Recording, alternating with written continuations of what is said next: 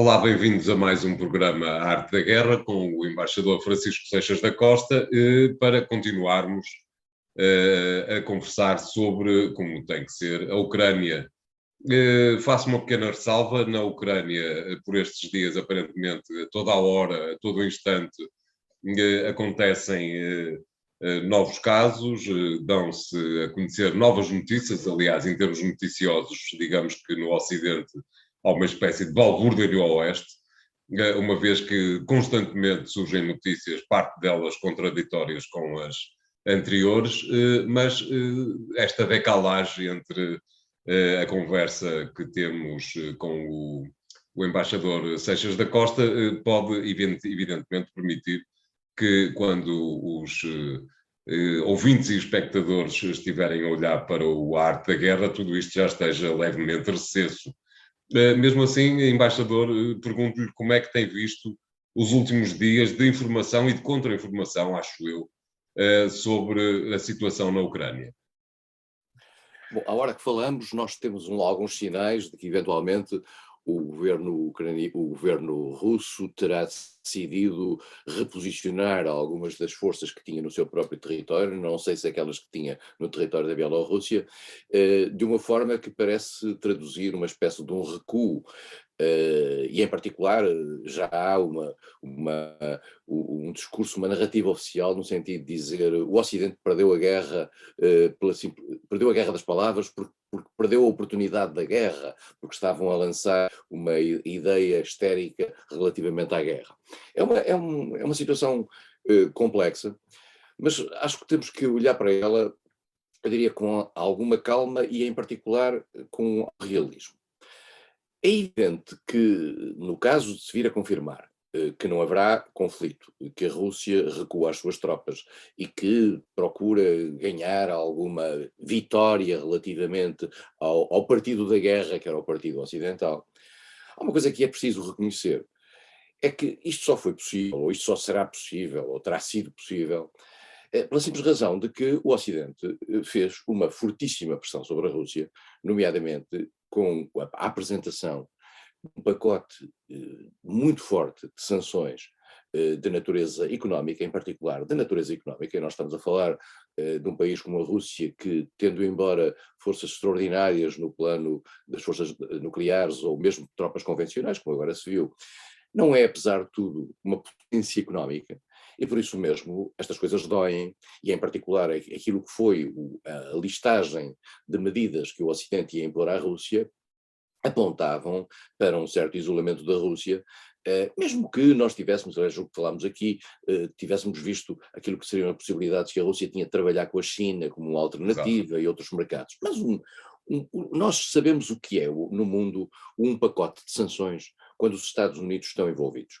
Temos uma Claro. história disso. A Rússia já tinha sanções, já viveu, desde 2014 até hoje, vive sob sanções relativamente à sua tomada da Crimeia. Mas eram Claro. sanções, eu diria, light. Estas sanções que aí vinham apontavam para algo que nunca no passado tinha sido colocado, que é a possibilidade de fazer sair a Rússia do sistema SWIFT de transações internacionais, por exemplo. Exatamente. Isso era uma situação extremamente complexa para a Rússia, que é um produtor de matérias-primas e que tem transações internacionais um pouco por todo lado. Portanto, o Ocidente desta vez blindou bem isto. Ora bem, a Rússia terá percebido que, numa lógica de custo-benefício, provavelmente teria mais vantagem em criar um susto à Ucrânia, um forte susto à Ucrânia, e nós assistimos nos últimos dias a declarações, até às vezes contraditórias, de responsáveis ucranianos, dizendo, bom, o nosso objetivo de entrar para a NATO e para a União Europeia até é constitucional, está na Constituição desde 2019, mas se calhar perante esta pressão, perante o custo que isto representaria, temos que moderar ou ter isto, como dizia o presidente Zelensky, como um sonho e não necessariamente como uma coisa concreta. Quem ganha nisto, no caso de haver um recuo para os dois lados? A Rússia vai dizer que ganhou, o Ocidente vai dizer que ganhou. Há uma coisa que o Ocidente ganhou. Ganhou uma maior unidade, nomeadamente ao nível dos países da NATO, e mais do que isso, ganhou até a vontade de alguns países que não são membros da NATO, mas que estão lá próximos, que é o caso da Noruega, ou peço desculpa, o caso da Suécia e da Finlândia, terem dito que, embora a questão da adesão à NATO não fosse iminente, não fechavam essa porta na sua liberdade de poder fazer as suas alianças. Aliás, isso foi dito pelo secretário-geral da NATO, que, na minha opinião, mas é uma opinião pessoal, tem tido um comportamento profundamente negativo ao nível do discurso público sobre esta questão, pelo caráter sistematicamente quase incendiário com que vem a jogo, e valia a pena perguntar-lhe, ele é norueguês, e valia a pena perguntar-lhe, quando ele diz que a Suécia e a Finlândia podem entrar para a NATO, porque é que ele não referiu a Áustria. E não referiu a Áustria porque a vida é o que é, e as coisas são o que são. E há países que não têm vocação para entrar em algumas alianças. Isto remete-nos para a questão da Ucrânia e remete-nos para a questão da pressão sobre a Ucrânia. A pressão funcionou por parte da Rússia, como funcionou sobre a Rússia a pressão, ou como parece ter funcionado sobre a Rússia, a pressão dos países ocidentais. E isto pode dar, digamos, algum espaço de tempo e algum espaço de paz. A Rússia mudou de comportamento desde o fim da Guerra Fria imenso. A Rússia, no início, se todos nos lembrarmos, era uma espécie de novo parceiro, até se falava de entrada para a União Europeia, um novo modelo de relação com a NATO. Ora bem, a certa altura, Putin, e a Rússia é Putin, Claro.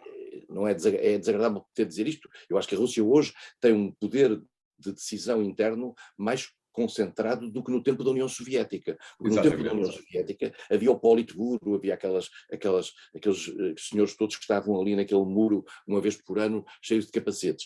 Mas hoje a decisão é Putin. Isto é muito mais grave, eu diria, arriscado, sob o ponto de vista internacional. É e será, além do mais, é essa questão que no Ocidente não tem correspondência, não é? Exatamente, porque o Ocidente tem um processo de decisão democrático, e em que há os checks and balances, há os vários poderes, há os vários poderes internos em cada país para a decisão coletiva no quadro NATO. Na Rússia não. Na Rússia é praticamente uma pessoa como se tem visto nos últimos tempos. E Putin percebeu uma coisa ao longo dos últimos anos, é que é melhor ser temido do que ser respeitado. E no início era aquele respeito, o respeito que tinham as pessoas por Gorbachev ou por Yeltsin, por aqueles que tinham sido fragilizados pela derrota da guerra que a União Soviética tinha tido na Guerra Fria. Putin percebeu que isto criou uma humilhação no país. E ele é a cara da resposta à humilhação.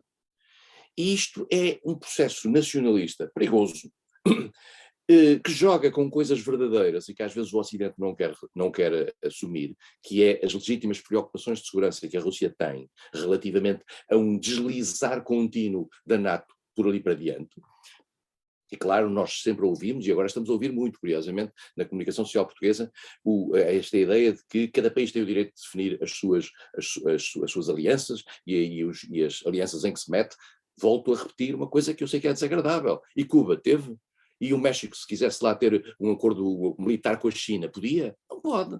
Vamos ser claros sobre esta matéria, não vale a pena sobre isso ter grandes ilusões. E por isso mesmo, eu acho que há um baixar de pressão no quadro ucraniano, e a Ucrânia tem que perceber que, lamentavelmente, não pode, como aliás não pode mais tarde da Geórgia, como não pode mais tarde da Moldova, como depois não poderá entrar a Arménia, o Azerbaijão, entrar numa aliança que manifestamente funciona hoje em dia com um caráter anti-russo. Diz-se, mas a NATO não é isso. A NATO originalmente era uma estrutura de natureza defensiva que tinha a ver com o poderio da União Soviética no final da Segunda Guerra Mundial. O Pacto de Varsóvia foi criado muitos anos depois da criação da NATO. As duas coisas desaparecem, a Rússia perde a Guerra Fria, mas não perde a humilhação que a Guerra Fria lhe criou. Claro. Isso é que Putin tem a popularidade que tem. Nós sabemos que essa popularidade também é jogada muitas vezes internamente de uma forma, eu diria, praticamente antidemocrática. Isto é, nós temos os casos de Navalny, nós temos os casos dos jornalistas desaparecidos, nós temos a maneira como funciona este regime russo, que está manifestamente longe de ser um regime democrático.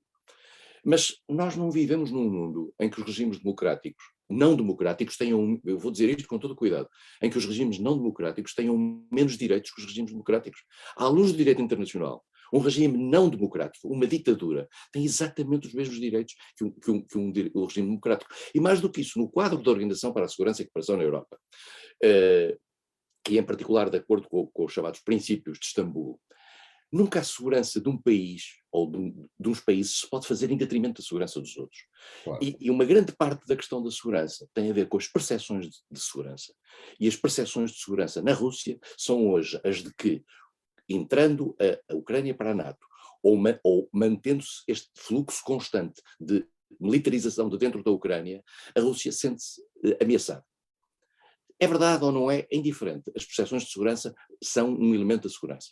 Vamos com certeza assistir nos próximos dias à tentativa de a Rússia, já estamos a assistir, aliás, como referiu, à tentativa de a Rússia dar a entender que ganhou esta espécie de guerra. Com certeza o Ocidente fará mais ou menos a mesma coisa, uma vez que também não gosta de perder. Eu dir-me-á, se concorda ou não, que há de ser muito simples perceber quem é que ganhou. Será quando, na próxima cimeira da NATO, não sei quando será, se na próxima cimeira da NATO a Ucrânia entrar para a NATO, o Ocidente ganhou. Se não entrar, ganhou a Rússia, não lhe parece? Doutor, eu não sei exatamente o ano. Talvez seja um pouco simplista demais. Não é isso. É que a decisão de fazer entrar a Ucrânia e a Geórgia para a NATO foi na cimeira de Budapeste. Eu não estou agora a lembrar-me verdadeiramente o ano em que foi. E toda a gente considerou na altura que foi uma imprudência isso ter sido feito. Claro. Há imensa gente que considera pela Europa que é uma imprudência. Manifestamente, a Ucrânia não tem condições. Nós não podemos importar para dentro da NATO um país que tem uma conflitualidade tão grande com o seu vizinho imediato, que tem uma parte do seu território ocupado pelo seu vizinho imediato. Nós não esquecemos que a Rússia é culpada da tomada da Crimeia. Há aí umas justificações históricas de um filorrussismo recente, que é dizer, há umas razões históricas da Rússia, aquilo foi dado por Khrushchev numa noite de copos à Ucrânia. Estas coisas não são assim. E em particular, depois aquele referendo que houve na Crimeia para garantir a legitimidade da ocupação da Crimeia por parte da Rússia, há mais do que dúvidas sobre que esse referendo foi uma farsa. E, portanto, não vamos ir por aí. Agora, nós temos que perceber mas eu acho que a questão que o António pôs há bocadinho, na próxima reunião da NATO não vai haver a entrada da Ucrânia. Eu vou-lhe dizer mais, não vai haver a entrada da Ucrânia, ponto, em nenhum momento. Pela simples razão de que não há condições, a nível de todos os países da NATO, de haver unanimidade para a entrada da Ucrânia. Nós hoje vemos este movimento de unidade até fantástica, mas não para meter dentro da União Europeia um país que tem condições de segurança. É que nós não nos podemos esquecer de uma coisa, é que no dia em que um país entra para a NATO, se esse país é atacado por uma força exterior qualquer, nós temos obrigação, à luz do artigo 5º, de defender esse país.